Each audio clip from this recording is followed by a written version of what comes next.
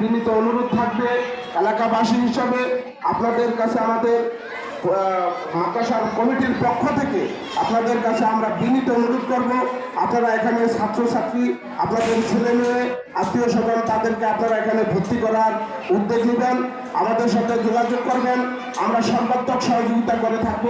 কারণ একটি দিনী প্রতিষ্ঠান, এই প্রতিষ্ঠান থেকে তিনি শিক্ষা অর্জন করে আমাদের পরবর্তী বক্তা তিনি বলে গেছেন দেশের রাষ্ট্রপতি হতে পারবেন, বড় বড় কর্মকর্তা হতে পারবেন যদি তার ভাগ্য নির্ধারণ করা থাকে। আমরা সেই লক্ষ্যে একটি সুন্দর পরিকল্পনা হাতে নিয়েছি। এখানে একটি নুরানি বিভাগ চালু হয়েছে। আমরা চাই দিনী শিক্ষায় ভর্তি হয়ে জীবনটাকে সে যেভাবে প্রতিষ্ঠিত করবে, পাশাপাশি দিনী হাক্কানি মাওলানা হোক এবং মানুষের মতন তিনি মানুষ হোক, এটা আমাদের কাম্য।